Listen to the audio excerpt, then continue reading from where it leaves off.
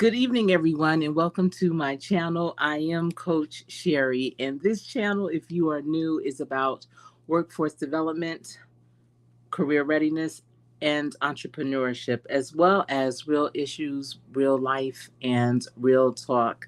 Today is day 70. Can you believe it? Day 70 of going live every day for 90 days challenge.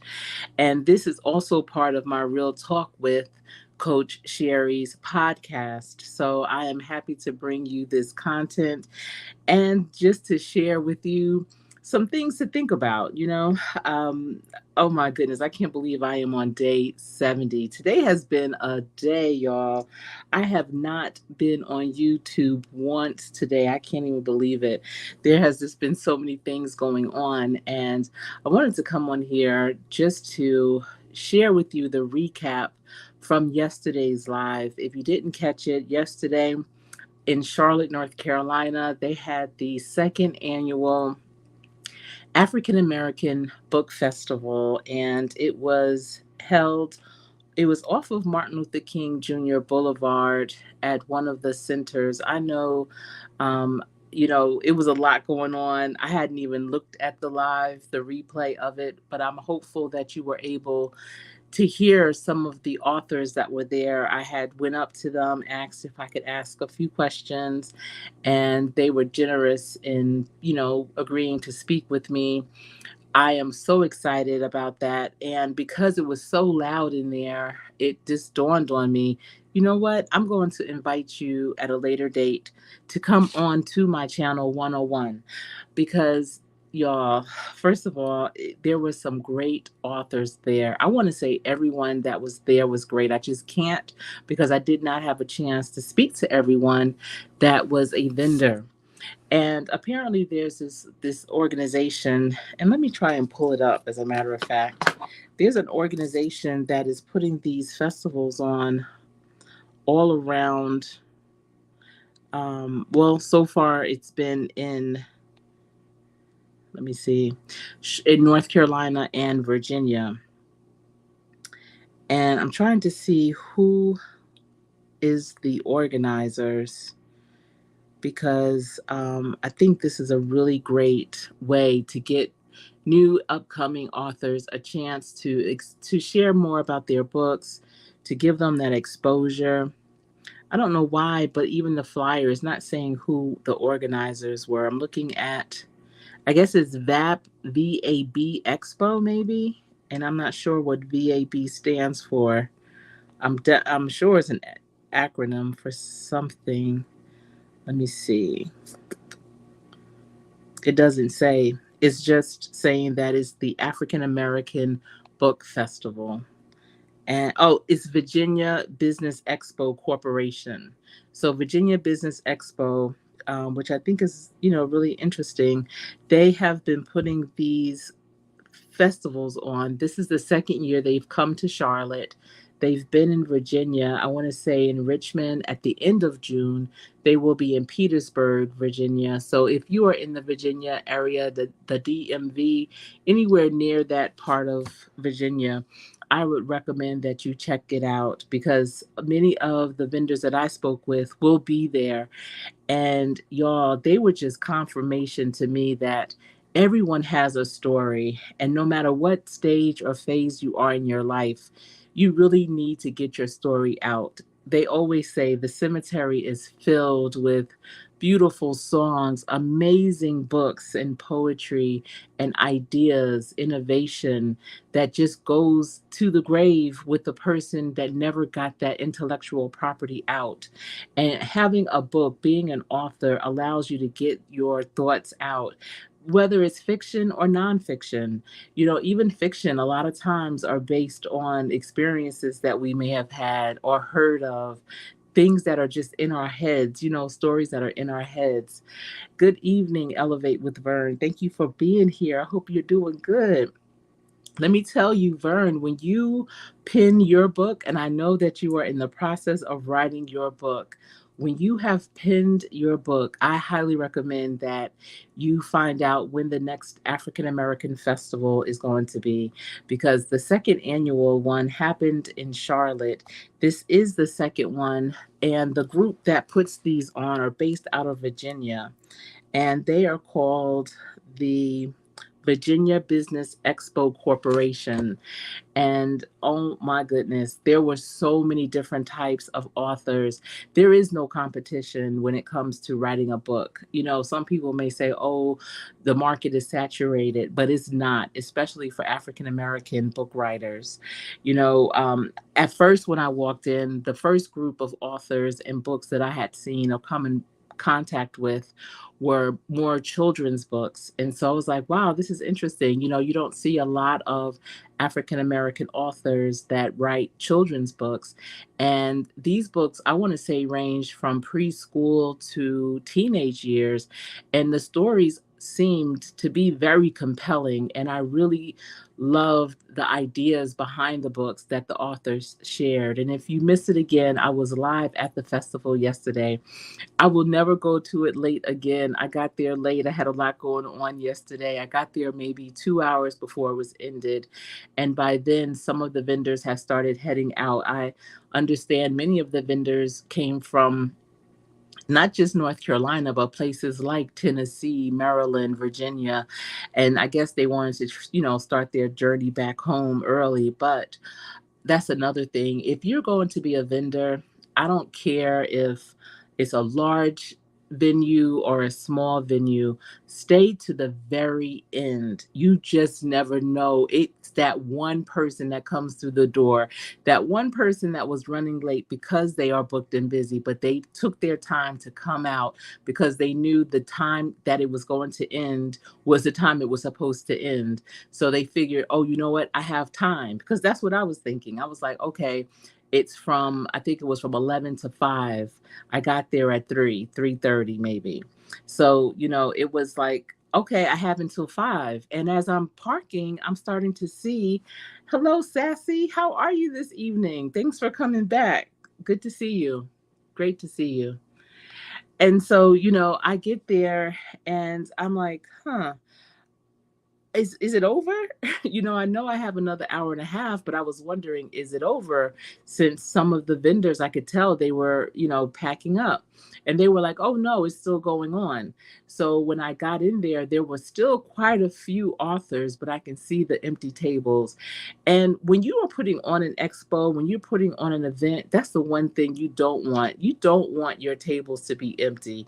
You want everyone to definitely have you want people to come in and see that it's filled, that all the tables are taken. If you don't have the vendors for those tables, of course you take the tables down so you don't have those empty tables. But even towards the end, you want everything to still flow, because people come in waves and they just never know. I may have been bringing a whole crew of people with me. You just never know. And listen, next time I definitely will. I just didn't know what to expect with this particular festival. It was my first time going. And so as I'm going around and I'm talking to the different authors, I said, you know what? Let me pull out my camera or my phone and start recording this. This will be my live, and ask them questions. How'd you get started? How did you come up with the idea? And what are some of the tips that you want to give to future authors? And so a lot of them, their stories started from so many different places. One woman, she's written already since 2023. She wrote her first novel. And her first novel, I actually purchased it. Let me see. Her first novel is She Wouldn't Wait, and it's by Lori Lynn White. And, she was saying she went through 2 divorces and she wanted to cuss somebody out. So she wrote a book instead. And, she put all her thoughts and emotions and everything into that book. And I told all the authors that I'm going to have on my show to interview them one on one that at some point I am definitely going to purchase their books so I can read them. I definitely want to read their books before having them come up so that we can better discuss, the characters, the process, and things of that nature. And then there was another book, and I have it up on my other table, but I thought it was so neat. And I'll maybe, I'll put the picture of it on my community wall.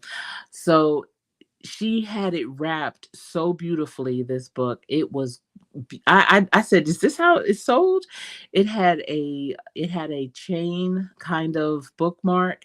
She had the way that it was wrapped, it had a pocket, and in the pocket she had this other wrapped piece with a seal that her assistant, which was her sister, her PR person, said is where she keeps the or where she puts for each book how you should read the book.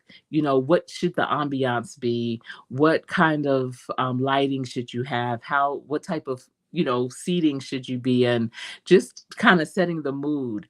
And she also had candles to go with this book. So I did purchase this book, and it came with a candle, and the candle smelled divine. Oh my goodness, it smells so amazing.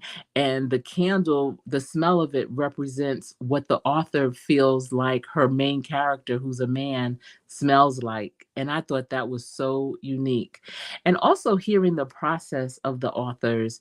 One young man, he has an amazing trilogy that I'm definitely recommending to my young adults. They have a book club. It's called We Be Reading.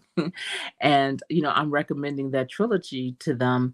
But he was saying how challenging it was to get picked up. He's not self-published. There's a Black publishing company in California, actually, that picked him up. But he was saying he had a literary agent that was shopping him around, and he had gotten so many different types of feedbacks, and how the feedback that he received actually helped him to perfect the books.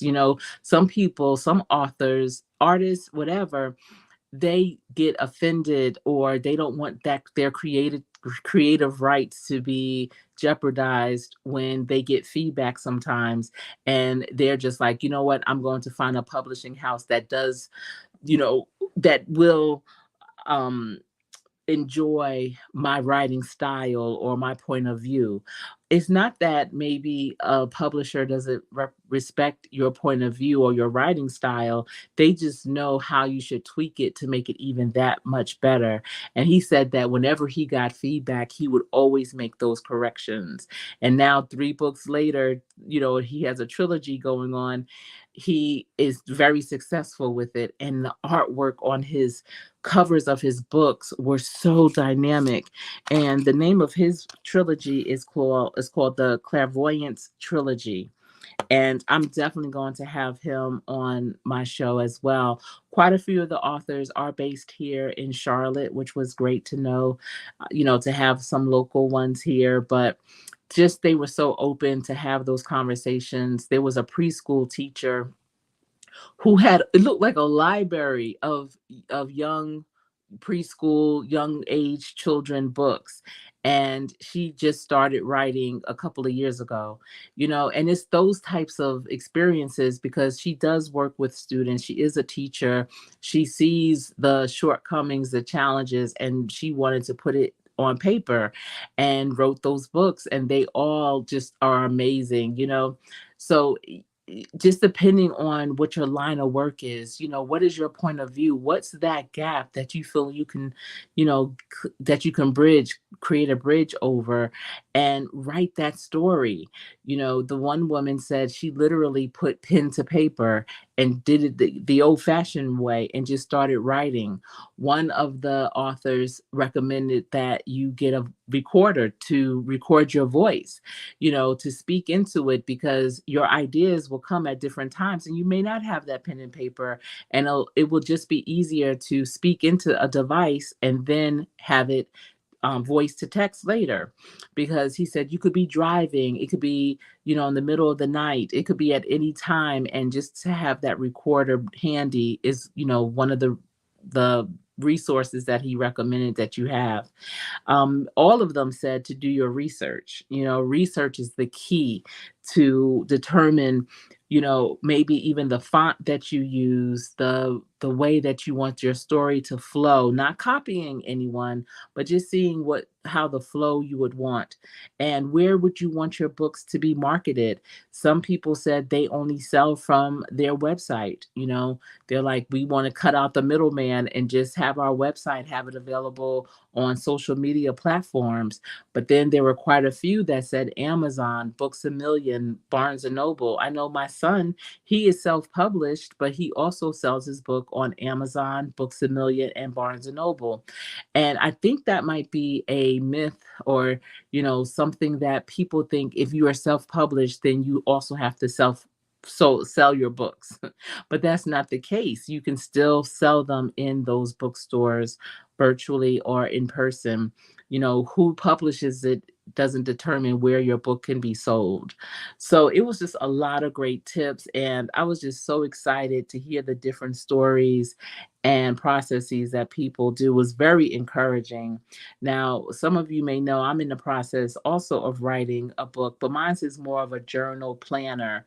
And I was hoping to see some out there. I was hoping to see some planners. I have one that, I'm looking, still trying to find out who published it or where they got it printed. Because when I go out and I do see some, if I go to a book event and if I see a planner or a journal, it's not in a spiral bound. Typically it's in a regular book format, and that's not how I want mine. I want mine in a really thick spiral bound with a hard cover, preferably.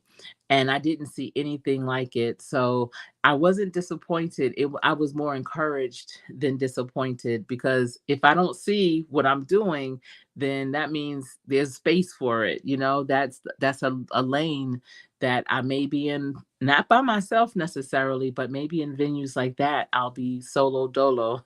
And I don't mind that. I don't mind that at all. But, again, it was just, it would put me in the mindset, or yeah, in a time frame of when I was working in New York. And I had spoke about this before, where you would see vendors on the street, tables with books, all the latest books just laid out. And it put me in that mindset of, wow, this is like back in the day. And it just put a smile on my face and encouraged me to read even more. And I hope that you all are reading as well. Reading is fundamental in so many ways and for so many reasons. It definitely helps to increase your vocabulary, gives you something to talk about, something to think about.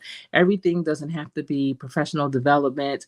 Reading for personal purposes, just to have a good story sometimes. A good story will take you places.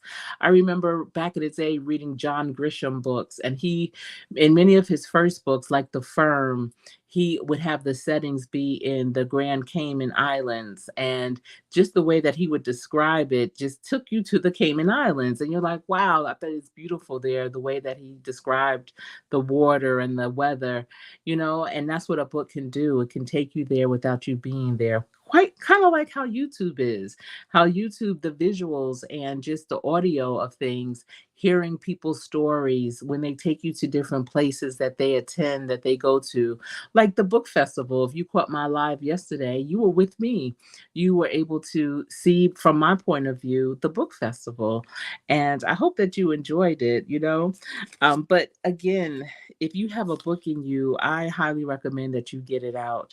There were some things I think that the company that put it on could have done differently. And not necessarily differently, but maybe added, maybe finding where the book clubs are and inviting the different book clubs to come.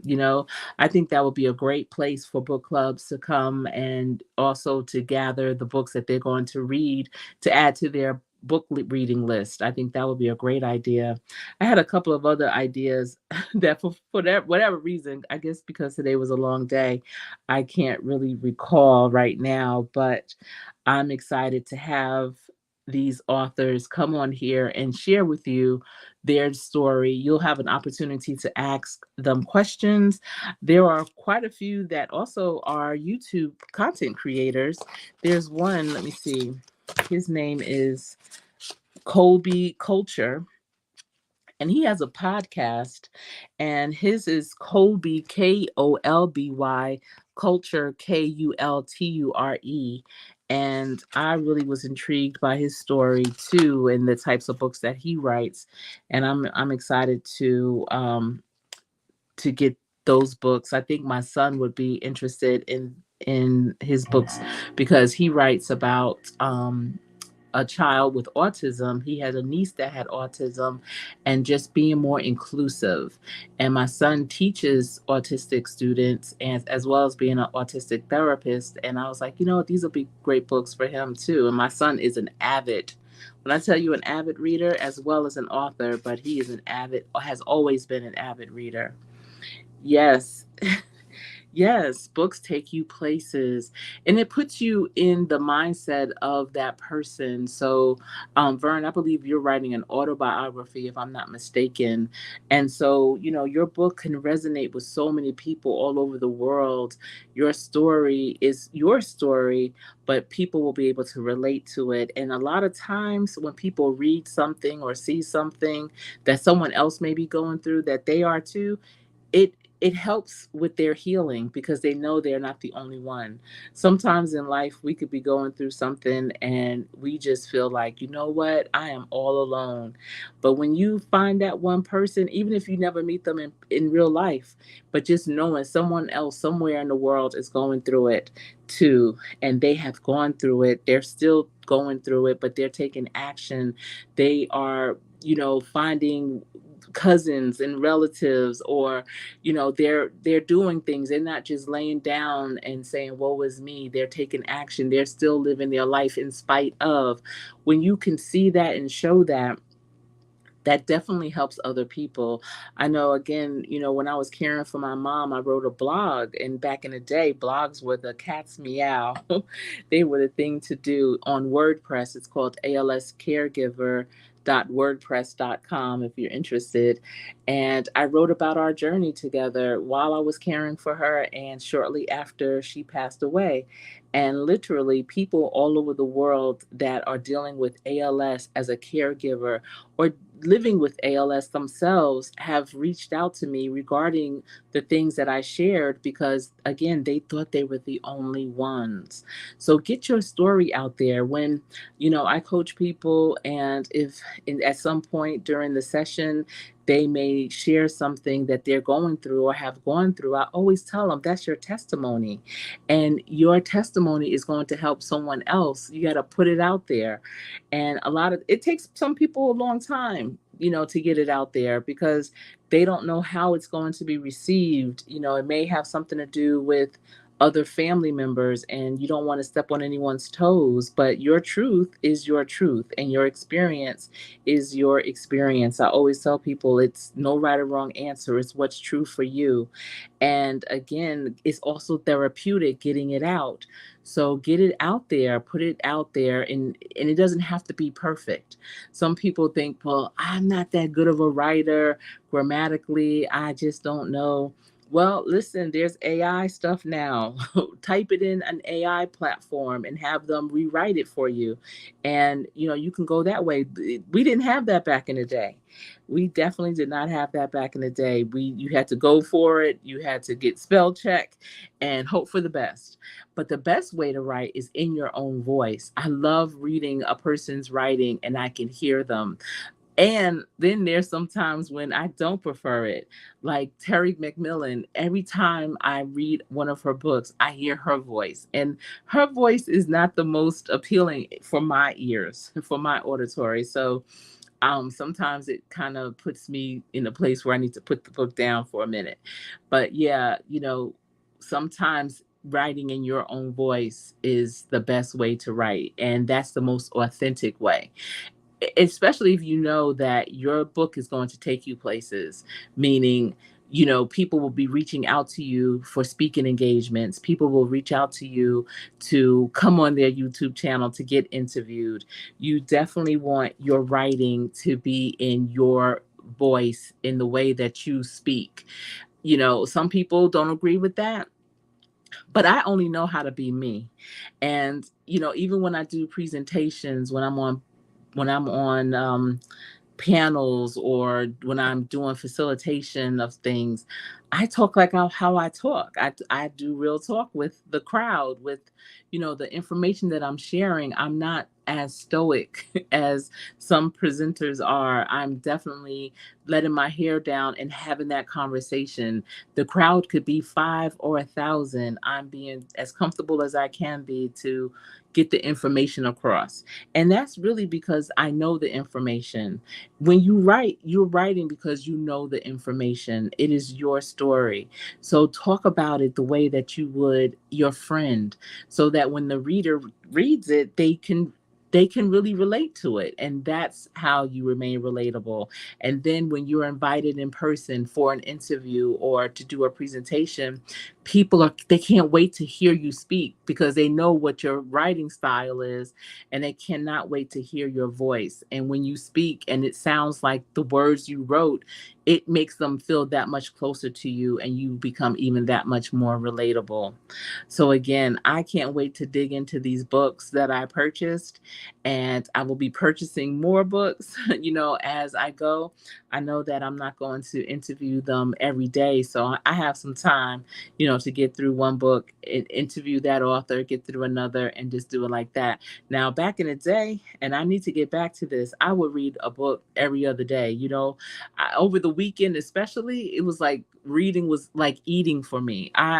Growing up, oh my goodness, my mother used to always have to call me over and over to come down to eat the meals because I would be so engrossed in my books and wouldn't want to wouldn't want to stop reading. So because I didn't want to eat, because I didn't want to stop reading. And then I would bring my book down and try to read and eat. And that's really hard to do too. But that's how much I used to love to read. And I'm really wanting to get back to that level so that I can devour these books that I have that are so wonderful.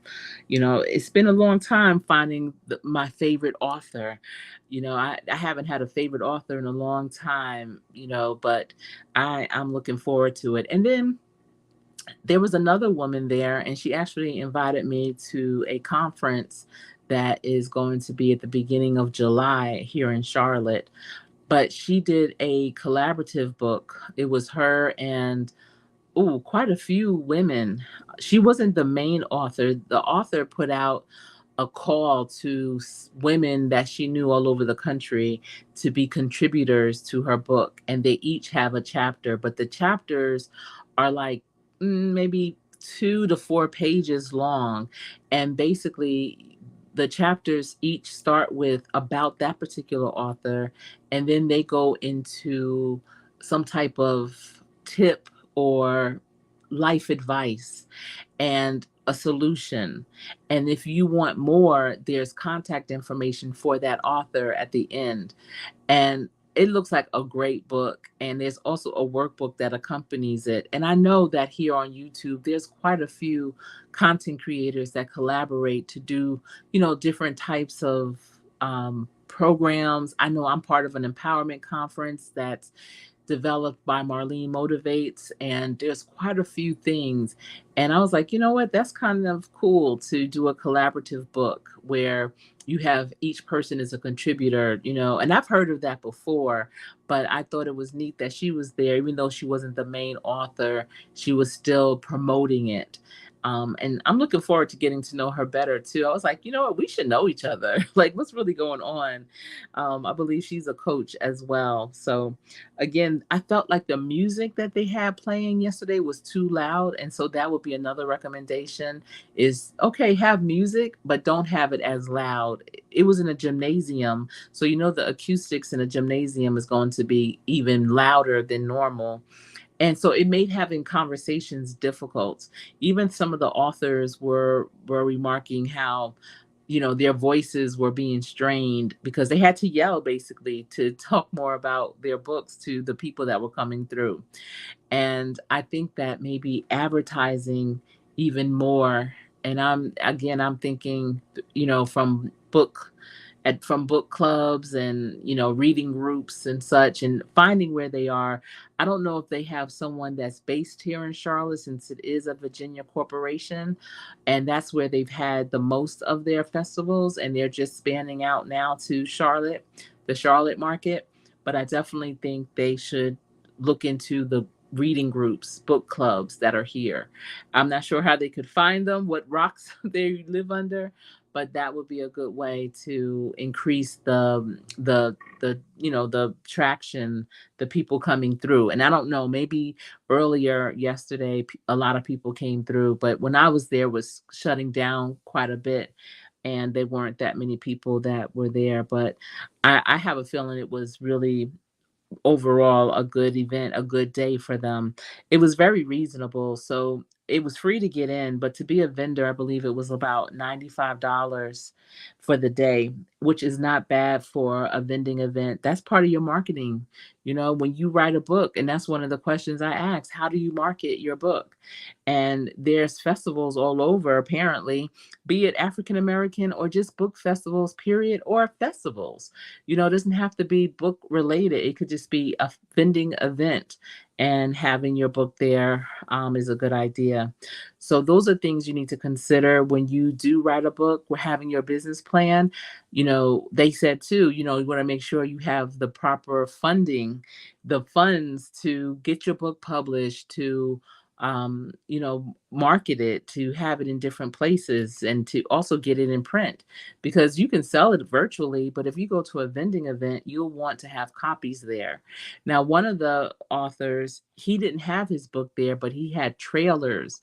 He got many movies made from he has two books, I believe, and he got someone to produce a mini trailer that showcased his book, which I thought was really cool.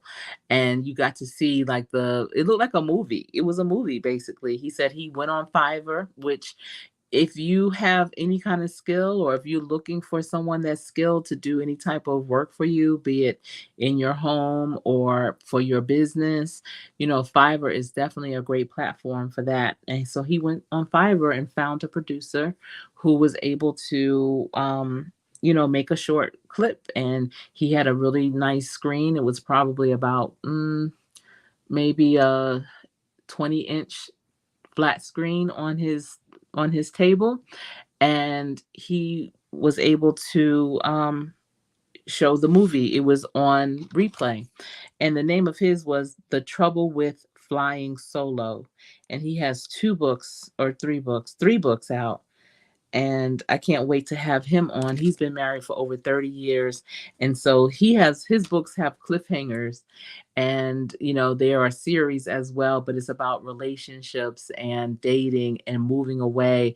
It was something with, I believe, athletes, maybe NBA, and I don't know, it just sounded really interesting, so I can't wait to have him on. But I think he lives in Tennessee, maybe? No, or Ohio. I can't remember. But yeah, I met so many people yesterday. I was trying to remember, and I got all of their flyers, and they have like really cute postcards. QR codes is another thing. I noticed a couple of them did not have QR codes that would take you to where you can buy their books. And for any of you that have anything to sell, if you have a traditional business card or postcard or flyer, definitely have a QR code that will take the person to your website or to the place where they can make that purchase of your item. If you don't have that QR code, you're going to lose a lot of people. A lot of people now are familiar with the QR code. I know it took me a minute. You know how some restaurants have the menus and they don't have the menus in the paper form anymore. They have the QR code, and I used to be like, what? How am I supposed to find this? And so my kids would always have to show me, no, mom, this is how it is. It's not hard. I know my son, he has a QR code for his book, and that's on his flyer as well as his posters when he does events. Okay, good. I'm glad you have one, Elevate with Vern. And, some people, because it's technology and it's new, they think, oh, it's going to cost me an arm and a leg. It's actually free. There's a lot of free options that you can do QR codes on. You can even do it on Canva. They have different sites, almost like Bitly. If many of you are familiar with Bitly, that's where you shorten a URL code. So if you're trying to copy and paste a website or a link, you put it in Bitly and you can shorten it, you can customize it. I see Big Rooster Show is in the building. How are you, Big Rooster? It's so good to see you tonight. I'm just on here doing a recap of the African American Book Festival that I went to yesterday. I went there live and just doing a recap of it. It was just filled with so much information. And I know really in real life, everyone has a book in them.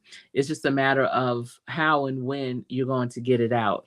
And even if you don't get it out, your stories, be sure to share them with people in your family, like the young people. You never know, they may make it into a book. I have so many stories, let me tell you. There's one that I really wanted to get out, and it's a fiction based on nonfiction, and I was actually going to have a ghostwriter because there's so much information that I'm sharing, and I didn't want people to realize that I'm talking about them. But it's about being married to the NFL, and I was going to because I'm trying to tell you some of the stories that I heard were just unbelievable. Just unbelievable. And I was like, you know what? I want to write this book, but I don't want it to be by me. It needs to be by someone else. And for a long time I was speaking with a ghostwriter, and I don't know what happened to that process. But yeah, so if you have a story, be sure to get it out there. Don't take it with you when you leave, because it's not going to do you any good in the cemetery. Definitely get it out there. But y'all, that's what I wanted to come on here today. Look forward to those interviews coming up probably within the next month.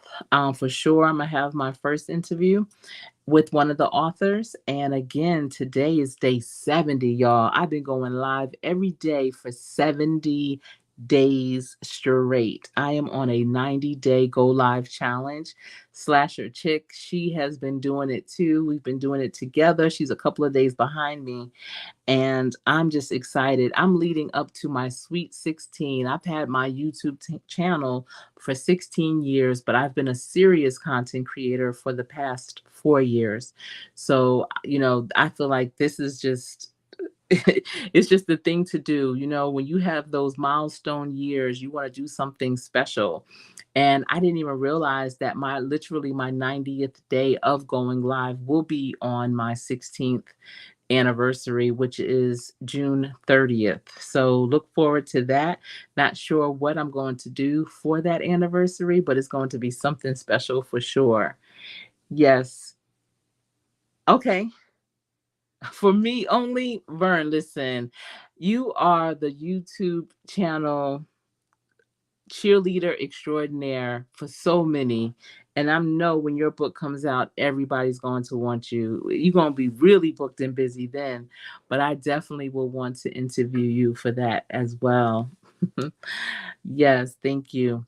Well, everyone, I hope that you have a good rest of the evening. I will see you tomorrow for my day 71. I am so appreciative of those of you that have been rocking with me. Sassy is new to me. Elevate with Vern has been a day one, A1. Big Rooster Show, Big Rooster Show, you have been integral in my growth as well. Thank you so much. And thank you for everyone that's new to my channel. Listen, you will not be disappointed over here. I am about real life, real issues, and real talk. And I hope that each and every time you check me out, you walk away feeling better or learning something that's going to make you better. Well, y'all, this is what I do, and it's been my pleasure sharing it with you. I am Coach Sherry.